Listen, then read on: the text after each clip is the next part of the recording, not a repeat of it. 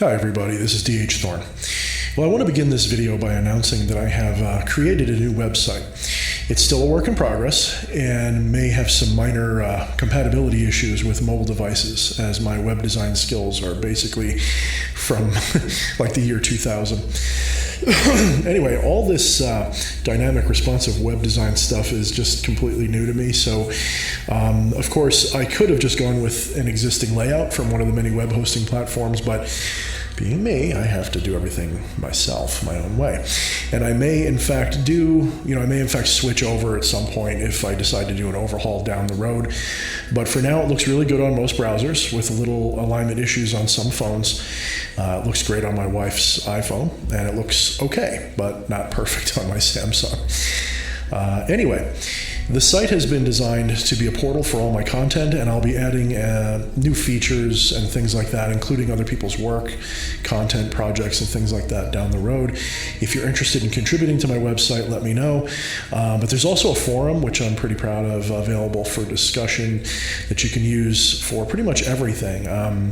I'll be maintaining a fairly hands-off approach to censorship, so long as what you post doesn't betray the terms of service for the forum that it's hosted on. You can post whatever you want, so long as it's on topic. And even big flame wars and stuff like that are fine, so long as you understand that certain ones will be locked and moderated if they get out of hand. But no topic itself that fits within the terms of service, of course, will be taboo. You can discuss any kind of magic that you wish, and spirituality. Anyway, without further ado, let's get on with it. The point of this video is taken almost directly from an early access post on my Patreon page. So for those of you who are not my patrons, that's why this is new to you. But for those of you who are my patrons, especially the ones from November who subscribed to me during the month when this came out, this one was made especially for you, especially the people who joined me in November. And so now it's coming out for the world to see because of your support. It really made a difference. All right. So regardless of what the title is, this video is about speaking in tongues, using mantras and phonetic sigils. And phonetic sigils in particular are a technique that I've been using for some time in some form or another since the 90s, and I fully fleshed out this year and very recently put the cherry on top with certain things. It's not very complicated, but it's meant to be a kind of method for easing your mind into an astral trance state to connect to spiritual and magical energies. I've already used them quite a bit in some of my binaural beat videos, if you check that section. It is essentially not really that much different from creating a normal visual sigil, but instead of just using, visual things, you're using sound. So instead of just using shapes based on letters, we're also going to be using sounds based on the sounds that the letters can make. This adds an extra layer of concentration, helps you more fully engage your mind, your body, and everything into the act of magic. So this both enhances the energies involved, and it also induces a more gradual and powerful shift in your awareness and trance state. The basic theory is simple. It's as follows. Magic is a holistic action of mind, body, and spirit. Now, this is coming from Become the Maelstrom. I'm not reading from that, but this is basically a summary of something that was mentioned there. The more we can do all three aspects at once, so the more we can channel all three aspects of reality into a more focused way, our intention becomes more powerful, more focused, and the more it will resonate with reality at large. This creates a nexus of intention, which then creates a moment in the material plane, the material space-time world, the etheric astral, and the conscious world, where all these things are united for a moment and resonating with our intention. So basically, it's a way of creating a moment in space-time where our mind, body, and spirit are all focused on one intention, creating a ripple in space-time, kind of like you're creating a small piece of reality that is resonating with your intention strongly. It's vibrating with the energy of your intention, both in the physical, the spiritual, and the mental plane. You believe it's true, you see it's true, you feel it's true. There's objects in the room that correspond to what you're trying to do. They are being charged with that energy, and then they're released. So the more you can do to resonate this, the better. Think of it almost like a great big trampoline with a bunch of marbles scattered all over it. And those marbles are scattered all over doing what marbles do. Maybe they're rolling around randomly, or maybe they're just sitting still, whatever. And imagine that you're underneath the trampoline and you pull down on it, somewhere randomly on the trampoline from below. And imagine you pinch it and you pull it down, you hold it in place for a minute. Well, this is going to build up a kind of potential energy and tension in the trampoline. And all the marbles near where you're pulling down will roll down into the dent you made. The longer and stronger you can pull it down, like the harder you pull it down, the further you pull it down, the more marbles will build up in that depression, and the more energy is going to be stored up. And when you let go, all of those marbles will explode into the sky and scatter all over the place, potentially even leaving the trampoline. And in effect, you've caused a cascade of change. So in a very similar way, imagine that this is a little bit like how magic works, that those marbles are elements of causality and reality, and the stronger and more focused you can make your pulling on the fabric of magical space-time, the more those marbles will roll into the depression you're making, the more of them you'll gather, and the more energy they'll have. And when you let go, and when you let go completely, that's a very big key, releasing all of your intention, then the marbles of possibility will fly up and out and all over the place, drastically changing the world according to your intention. Usually still in very subtle ways, but you get the point. So the more you can engage with the raw essence of reality and align your mind, body, and spirit to a single act, the better. And so it's really great to stare at a sigil and activate it by visualizing your intention, feeling the energy. And it's even better to smear some blood or semen or other fluids onto it. It's even better to light the sigil on fire and give a send-off ceremony or give it to a spirit when you're done. But you can add even more to it by adding a chant or an intonation or a mantra to it. And then, of course, when you're burning it, you stop that chant, that mantra, the same time you stop visualizing everything else. So there's another thing to stop doing to empower it, So by adding an intonation component in that way, it works for just about every application. You can use this for everything, not just sigil work. For example, have you ever felt befuddled by not having a mantra or a chant or an enn that you can use to call on a spirit or to empower something specific? You look around, you go, how do these guys come up with these? How do these guys and gals in witchcraft and demonology and whatever, how do they come up with these mind-bending chants that they do? Why can't I do that? Well, there's a middle ground, and there's a way that you can do this artificially a little bit, but let's talk about this as in general. Let's try this one technique, which we'll talk about in a minute. And when you do use this, you may never need to ask another practitioner for anything of this sort ever again. It'll start to become second nature.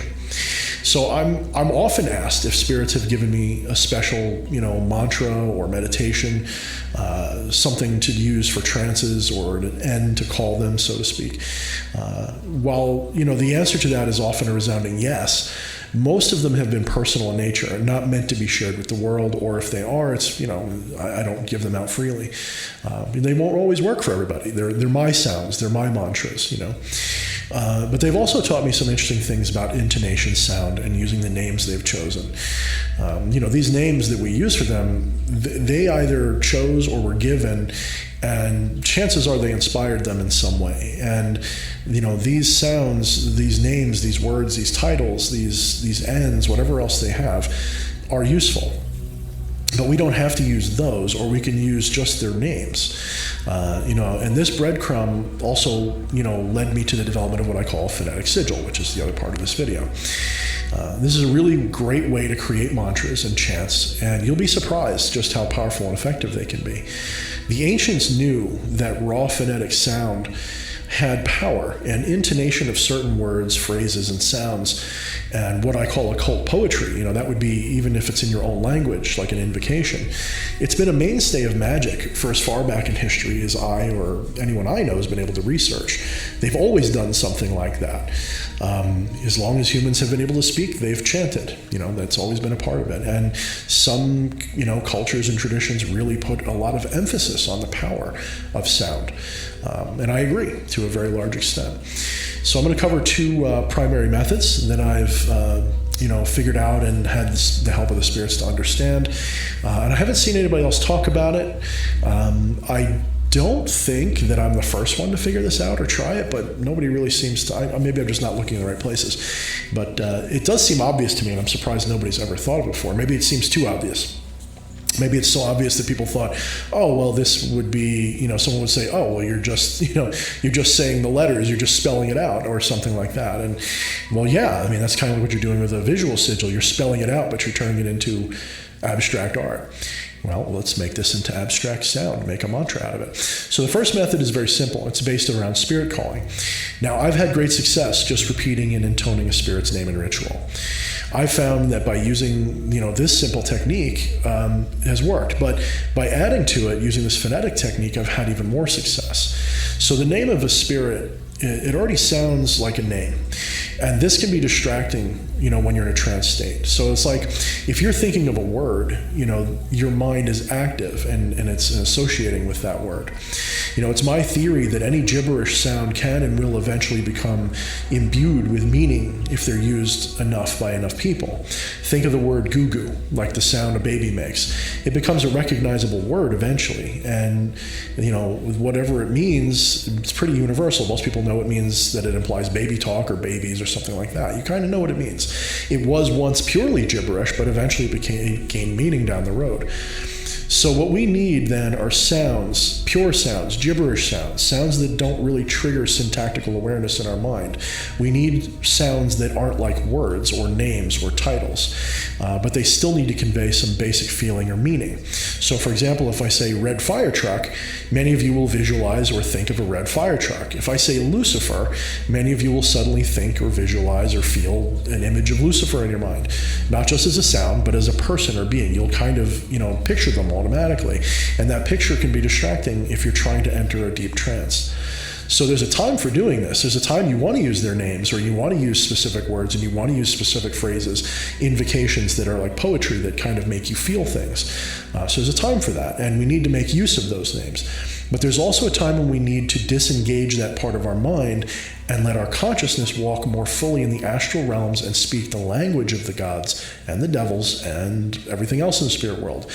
And they can, from my understanding, I believe, speak any language, or at least understand it, but their own form of communication has no language to it at all. And this goes contrary to what some people out there are saying, but it is, to our minds, a form of gibberish. Now, that isn't to say you'll never find any meaning in it, that it never translates to our various mortal languages. But these gibberish things, they're not really mortal languages. Never make that mistake. Never assume that the gibberish or demonology or grunting is a language in the mortal sense of the word language. But it is a form of valid communication. Going from a rational-minded human speaking with words and sentences can be hard to stop doing for some people. It can be really hard to switch that off and think in something that's not verbal. Some of us can do this automatically. We just stop thinking naturally. It's a form of meditation to empty your mind, and you don't have verbal thoughts. But others find this much harder. And even for those of us who can do it, sometimes it's a really good idea to have a mantra, because they make things easier, or they make things better, or they add an extra layer of energy to the work. Having nothing is different from having something without meaning, just having noise, just having sound. And then having a noise or a sound that implies something but without specific meaning is good in a spiritual sense. So in truth, almost any word can become a mantra. You can practice this by picking a word at random and repeat it over and over and over, say 100 times, and somewhere along the way that word will lose meaning and become just a noise and a sound. There's nothing magical about it. That's just neurology. It's human brains at work. And you'll find that, you might even find that the word sounds funny after a little while. It might sound just strange, like, why am I saying this? Why does that mean what it means? It'll start to mess with your head a little bit, and after a while it'll normalize. You're not going to wreck your brain by doing this, but give it a try sometime. Have fun with it. So this is a very natural response the human brain has to any repeated stimulus. It disassociates and grows bored with it, and otherwise it would go crazy. Just like if you tap on your body in a regular pattern, over and over and over, eventually you'll learn to ignore it. If you like an itch, you'll eventually learn to ignore it. But something that's random or doesn't have as much meaning can be harder to ignore. So something that repeats, like a word, you'll eventually get used to and sort of disassociate with. So whether you realize it or not, whether people realize it or not, I think this is one reason why so many sorcerers and demonolators use enns and chants, and why they're basically speaking in a slightly more organized form of speaking in tongues or gibberish. Some will claim that enns are a demonic language with real meaning behind the sounds. And I think it's permitted to believe that, especially if you're a fan of the source of that stuff, if you're a fan of Connolly's work or whatever you think that comes from. And we do, in fact, see on some occasions the same sounds appearing in related sentences. So there is some kind of a structure that sometimes appears, but it's definitely more chaotic. And, if we believe, especially that the demonic realm is a chaotic realm, then any language that would be spoken there would be chaotic. It would not have syntax in the way we normally think of it. So I don't really ascribe to the theory that enns themselves are demonic language. I don't really believe that. I don't see that. I don't hear that. I don't feel that. They are, however, effective mantra, and they do work, and they do work well. I've used them, and I do endorse them. But I wouldn't say that that is what they are. Maybe they believe that's what it is, the people who wrote them down. Maybe that's what they were told. But that's not the feeling I get from them. And I don't want to make that a conflict. It's just my personal opinion, and you can have your own. If you really want to believe that that is a form of language, then go for it. But put that in the context of what I'm going to say in the rest of this and see how it fits with you. So I think they're a form of gibberish sound, and any meaning we give them is a synchronistic coincidence, and it's based on the human ability to find patterns, or the intentional or unintentional result of a fraud or a charlatan trying to make their gibberish have some extra special meaning. And I'm not pointing any fingers, but I know that there are people out there that do this. If you don't think that, you're kind of asking to get taken advantage of. Just like there's people out there who really believe and may have seen UFOs and aliens, and then there's the people who haven't, who are just nutcases, looking for swamp gas. So keep in mind, I have no doubt that individual people will often have or use overlapping sounds when they do this. And this is for simple reasons. Most obvious is that the human vocal system is only capable of a certain number of sounds. So sooner or later, especially in the case of single syllable sounds, we'll get repeats. And they might repeat in a way that, that sound, the, means the, in demonic language, that kind of thing. And it'll and so we can kind of get hung up sometimes. Maybe we should be, maybe we shouldn't be. But again, when we do all of our research, that doesn't seem to bear itself out in all of the cases. So we have to be careful with that. So despite what I said before about some people being frauds, that still doesn't fit every case. So in the case of a really sincere practitioner, someone who's, really, really working with spirits, it can be a product of spiritual inspiration. You need discernment, however, to tell the difference between someone who's defrauding you and someone who is wrong and someone who is right, and who's sincere and who's not. And that takes practice. I can be fooled. Anybody can be fooled by this, at least for a little while. A lot of times I can tell, but even if I can't, sometimes I'll believe it or I'll question it, and it'll take me a little while, and I'll go, on second thought, I don't believe it. So, nothing's perfect. You're going to have to use judgment. But this means some are potentially valid, and you should use your own intuition to decide. And I don't think you should mistake it for a true language as we understand them. It's not like English. Instead of a real infernal or spiritual language, what is usually happening is a thing called glossolalia, or speaking in tongues. And for many, this is a very valid method of metaphysical phenomenon practiced since ancient times, at least as far back as ancient Greece. And if the Greeks did it, it's got to be good, right? In many cases, the spirit world seems to respond and inspire this language. And it's not just a matter of people being goofy and randomly making sounds like nuts or fakers might do, but it does not appear to be a form of spoken language at all. There is no syntax. There's no pattern. It's just blah, blah, blah, blah, blah, with some kind of a valid sounding meaning behind it, and we're going to get into that too. I've never really seen any examples of this that are really repeatable. If none of the sounds mean anything and don't get repeated, then they mean nothing by themselves. It's not a language. That is, if you surprise someone who's doing this and ask them while they're in this glossolalia, speaking in tongues state, to repeat what they're saying in whatever language they just said it in, well, I've never personally seen or been able to repeat or have anybody repeat what they said the same way the second time. They might be like, and I'll be like, say that again? They'll be like, it'll be a little different. There'll be just a little difference, and you'll know right there, bang, they're not speaking a language. They're making sounds in almost every case. That doesn't mean that there isn't meaning, however. So, although there's some cases, someone might have a short enough sentence, they can repeat it. But you hear what I'm saying. That's why you need discernment. If they rehearsed it ahead of time or something, you can still fake it. But you can tell, go to a church that does the speaking in tongues thing, or ask some demonologist that you like to repeat what they're saying. And if, especially if they say that they can, that it's a language, you'll find they can't really do it. And if you try to pick it apart and find the syntax, find the words that mean what, sometimes I have a translation underneath their chant, what it means, that's great. And I believe that that's the translation for it. I do believe that that's the intention. But that doesn't mean that the sounds correlate to words. Maybe that's the best way to put it. The sounds don't correlate to meaning, but the whole thing taken as a whole might. But it might not really work, as I said, since they can't repeat it. It's not about the sounds of the words, but as something more fundamental. So to the skeptic, this immediately invalidates it, and for good reason. For some people doing it, I fully agree. This is not real. It is not what they think it is. Some people are they're not really in touch with anything. They're just speaking in gibberish, and they're doing it for whatever reason. They might believe that they are, or they might not, and you got to watch out for that. So it's not a language in the typical sense. I can't say that enough. I can't stress it enough. Anyone who claims it is generally lying or doesn't know better. And the few handful of times when it does seem to be a language, well, that's something else entirely. There's actually another word for that, which we'll get into in a minute. But it can be, and likely is, a form of communication.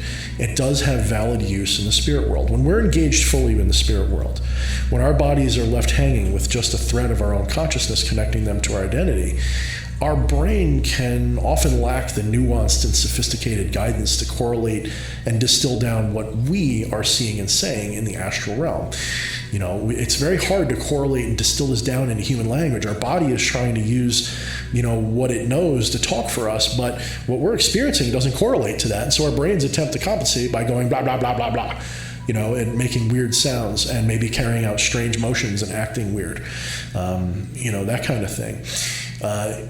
In the many cases, however, in many cases involving valid practitioners with sincere examples of this going on, it is clear they are communicating, that their energy can, in many cases, be clearly interpreted by others around to what they're kind of implying or saying. It's like reading body language. And some of us can to more or less degrees of success, feel what's being said, even if only superficially, like reading body language. But there's something more. The words, the intonations, the choice of sounds, whether they're intentional or otherwise, add an inflection. They add power to it. And that is where it's at. So it's never a perfect translation, nor should it meant to be. This is internal experience. And as such, it is 100% subjective. So in other words, when you're in your astral state and you're speaking in tongues, you're making your sounds, you're chanting your weird things that nobody knows what it means, well, that's because it's a completely internal experience. It's 100% subjective to you and you alone. And whatever bleeds into the objective experience cannot or isn't easily validated using the same techniques we might use for other more objective experiences. If you and I both look at the sky and we say it's blue, we may not know what the sound blue exactly looks like in both of our minds, but we both agree that what we're looking at is blue. Well, it's like that, except instead of us both looking at the same sky, we're looking at an internal sky and saying what it looks like, and that means you get differences. And so in a way, like the skeptic would say, it's all in your head, and yeah, that's true. That doesn't mean it doesn't mean something. And you shouldn't confuse this for xenoglossy, which is what I was mentioning before, which is much less common, and I don't know if it's ever been proven, but xenoglossy is the paranormal act of speaking a language you don't know. So, for example, a non-native Chinese person speaking fluent Mandarin or channeling Chinese characters, however, they've never had exposure to that at all in their life. And that's, I guess there's been some documented cases, and they've always astounded people when they pop up, but there's always the implication that they were probably lying, faking, or something else happened. Maybe they did have some kind of way of knowing and they just didn't know it. Okay, so all that's really fascinating. But right now you might be thinking, okay, but how do we use all that to give us a new technique for chanting and toning and making mantra and doing all that kind of stuff? How can we use this to enable us to have stronger spiritual contact or make these phonetic sigils? Okay, let's find out. So let's say you don't want to use an N, or you don't have one. Let's say you want to try something different. Maybe you don't trust other people's chants, or you think N's are fake, or you just don't resonate with the way it sounds. Well, first off, I've been taught by many spirits that their name is always a suitable mantra. As I've said before, any word repeated often enough in a period of time can become gibberish after a while in our minds, but also consider the simple fact that many, though not all, of these names from these spirits are not actually names, but are titles. They're descriptions, or sometimes partial invocations in their own right. So, for example, Lucifer. This is very exceptional because Lucifer is actually a title. It can mean light bringer, shining one, morning star, or sometimes some people just the planet Venus. But that is just one layer. I've been shown that when using these names, it can be made more effective by phonetically extending their names. So instead of just saying Lucifer, Lucifer can be extended into Lauciaifeira. Now, you've probably heard that if you've listened to my channel for a while. There is a binaural video, which is Lucifer's binaural chant video or something like that. I'll put a link in a comment or a description or something down below so you can find it. It sounds cool, and it's really good, and that form is very ethereal, and you can do it like with all the spirits. You can do it with Belial if you want. You can make Belial be Be-la, and that can resonate really well too. And that also has an etheric sound because of the way I'm doing it. But you can play around with it. You can chant them aloud. You'll quickly feel like you're speaking in another older primordial language, some kind of heavenly spiritual language. And all you're really doing is spelling out their word phonetically, spelling out their name. And we're going to explain that more in a minute, how you can do that even better. But this is the true modality of all mantra. If you look at mantra, they are meant to be sounds that harmonize us with the frequency and spiritual sound, vibration, harmony of the fundamental spiritual aspects of reality. Just as the sound Om or Aum or Au in traditional mantra is the sound of the beginning, the creation of the universe and everything in it. You have to understand that the source of mantras culturally from India all the way back to the Vedic period or before, wherever they come from, they truly believed in a holistic universe of mind, body, and spirit being one. So anything you did in this world, as above, so below, as below, so above, as within, so without, as all these different cultures have found, since it's all one, since it's all one thing, since it's all one experience, but can have many aspects all feeding into it and coming out of it, the more things you align together, the more in tune you are with things. If you adopt a certain posture, if you intone things a certain way, if you do a certain act, if you think a certain thought, all at the same time, this is a unification of mind, body, and spirit, and it creates power, and it creates change, it creates harmony. And this harmony allows you to do things, either to become or to cause change. So these phonetically elongated names seem to resonate with a more primordial force than they would when they're just a name. And it can really help a novice truly get a feel for intonation and what it means and how it is done. So if you spend some time chanting and intoning these names, you'll almost certainly experience the powerful presence of the spirit. Another great method to be used in other ways is to create an auditory sigil. Now this is where we get into the real meat and potatoes. If you want to cast spells with it, this is how you would do it. An auditory sigil is based on essentially the same principles as a physical or visual sigil. It's even created in much the same way. So we can apply this in two ways, either in spirit calling or ritual magic for some specific purpose. We could, for example, create a visual sigil and an auditory one, and then use the auditory as part of the sigil empowerment phase or the send-off phase. If we use this for spirit calling, it works like an N, or chanting their name, but can have subtle effects and advantages. For the purpose of spirit calling, we can create a short sentence that describes or invokes the spirit. For example, let's use Lucifer is the liberator. Lucifer is the liberator. So I'll give you a second to write that out. Maybe pause the video. So this statement is a good short statement about Lucifer. It has a compound element because it really means the light bringer or the morning star is the liberator, which gives it extra meaning. And this can tend to empower or color the energy and nature of the calling. So be mindful of the words you're using. You are essentially calling upon the most liberating aspects of Lucifer in this case, rather than some other qualities. So we start with that statement, Lucifer is the liberator. And just as you would with any other sigil, we're going to begin by removing the vowels. And now that's optional. Some people don't do that, but we're going to do that for this example. So remove the vowels and you're left with the letters L, C, F, R, S, T, H, L, B, R, T, R. Now pretty much every single sigil making system removes repeats, and you end up with L, C, F, R, S, T, H, B. B as in boy. Now you can scramble the letters or leave them in the order they're in. That's up to you. I would probably ask the spirit what it wants you to do, but I've never had any spirit deny me this, and they'll often help me create it to make it a little bit more interesting. Now, instead of merely just drawing the sigil, we're also going to phoneticize it. So for example, if we keep it in the same order, it's going to be La, Si, Fa, Re, Se, Ta, Ha, Be. Pretty cool. Now we can scramble it tastefully and make it La, Ta, Se, Si, Ha, Fa, Be, Ra. Okay, still gibberish, still a little weird, but it sounds pretty cool now. Now at this point, if you repeat that as a mantra, put it in your grimoire, hold it in front of you, and just keep repeating that over and over and over again. Tell me that doesn't take you somewhere. I'll be really surprised. So it's clearly gibberish, but that is partially the point. We are trying to speak to our subconscious and work with the sounds and vibrations, the subtle meaning of everything, not the words meaning, not the syntactical meaning, the feeling, the spiritual meaning. So we can also use the same method for a sigil that follows the basic intentions that you want to do. So for example, if you were doing sigil magic and you want to have a sigil for, maybe wealth or something, we could take the following statement of power and see what you can do with it. I have great abundance in my life.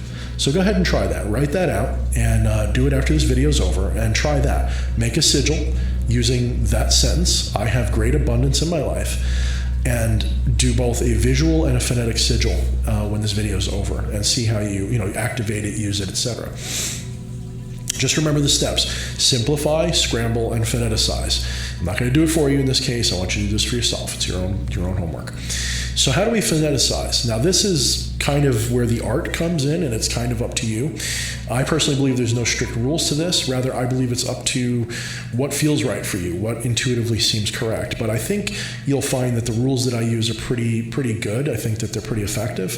And for most people, especially English speakers, it should work quite well.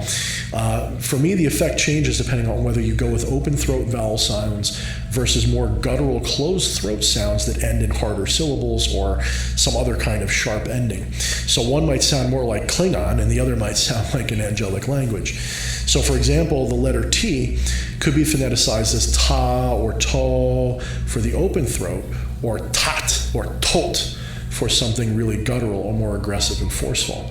So for example, say you want to call upon a very aggressive aspect of Belial. Instead of saying be la e I la, we could instead say something like bot ech lat e I lat. Or we can mix the two for a balanced sounding mantra. Be ech lat e I la. Now, so that's really weird, right? That sounds like some other weird ass language. If you really, play that back a bunch of times, you'll be like, what the hell am I listening to? Try doing that. Try doing that in your spells, in your rituals, in your intonations.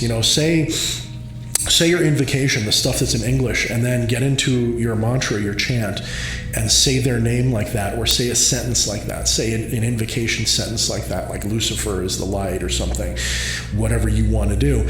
Use that and make it with that kind of sound. Make it with those kinds of tones.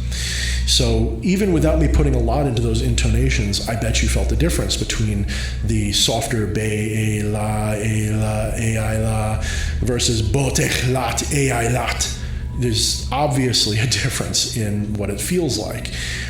Try doing that in ritual. All right, guys, this about wraps up this video. I hope you found it valuable. Remember, all the links are in the description, and we'll check you soon.